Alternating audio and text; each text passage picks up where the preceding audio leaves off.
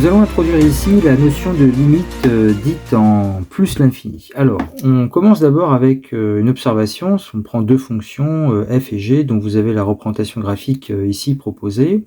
Et puis, on peut commencer déjà par construire le tableau de variation de ces fonctions. Donc, par exemple, la fonction g ici, une fonction qui est strictement croissante sur l'intervalle 0 plus l'infini, et en 0, elle vaut 1, ce qui va donner donc un tableau de variation qui est ici à droite. La fonction f, c'est une fonction qui est donc croissante sur l'intervalle 0, 1, décroissante sur l'intervalle 1, 2, puis croissante sur l'intervalle 2 plus l'infini. Et donc on peut avoir donc ce tableau de variation suivant pour cette fonction f.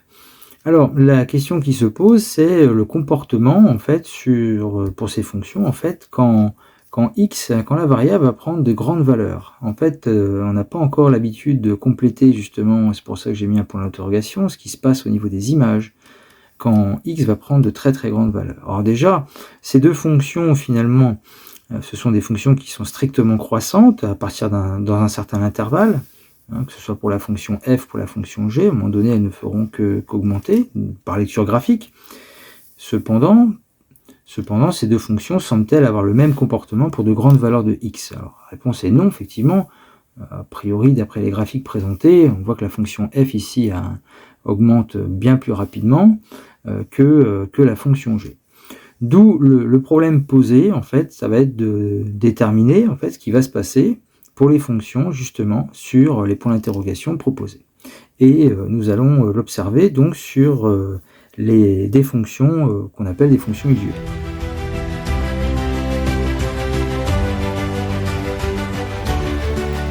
Je vous propose donc ici 4 fonctions usuelles, la fonction f de x égale x, g de x égale x carré, h de x égale x au cube et k de x égale la racine carrée de x.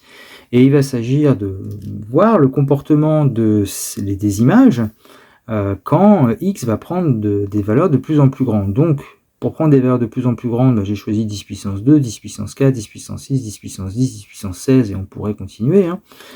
Et bien quand on calcule les images, alors les images ça se calcule de tête avec la formule 10 puissance n à la puissance m, et bien on fait 10 puissance n fois m. Donc par exemple ici, pour x égale 10 puissance 16, le carré c'est 10 puissance 12, puisqu'on fait 10 puissance 6 fois 2, tout simplement. Donc on complète en fait après de tête assez rapidement ce tableau. On s'aperçoit que en lecture gauche à droite, parce que x va prendre des valeurs de plus en plus grandes, et bien on voit en fait que les images aussi prennent des valeurs de plus en plus grandes. Imaginez x au cube, on est déjà à 10 puissance 48, alors que la variable est à 10 puissance 16. Donc finalement, en observation de ce tableau, et bien, au niveau du comportement, on voit que les images deviennent de plus en plus grandes. Et finalement sur un graphique, eh bien, on va aussi s'en apercevoir. Je vous présente par exemple ici la fonction g de x égale x carré. Et finalement, sur le graphique, c'est comme ça qu'il va falloir interpréter, en tout cas, le comportement des fonctions quand x va tendre vers plus l'infini. Donc, vous placez la variable x ici. Donc, vous associez un point de la courbe, et puis ici, son image. Et on regarde ce qui se passe sur les images. Alors, quand x tend vers plus l'infini, donc il part à droite, le point qui est là, il suit la courbe, il est sur la courbe. Donc, qu'est-ce qu'il va faire? Il va monter. Il va monter indéfiniment. Donc, du coup, l'image aussi va monter indéfiniment et va aller vers plus l'infini. Bon, ça, c'est pour la fonction g. Je pourrais vous montrer aussi les autres fonctions. Je vais vous montrer, par exemple, la fonction cube, h de x égale x au cube. Même principe, x, un point de la courbe, et puis son image. Donc quand x tend vers plus l'infini, on va vers la droite, et bien le point qui est sur la courbe, il ne peut que monter au vu de l'allure de la courbe, et finalement l'image n'aura pas le choix que de monter indéfiniment vers plus l'infini. Pour racine carrée de x qui est ici, à droite, ici, quand x tend vers plus l'infini, le point qui est sur la courbe, eh bien aussi il va aller à droite, il va suivre la courbe.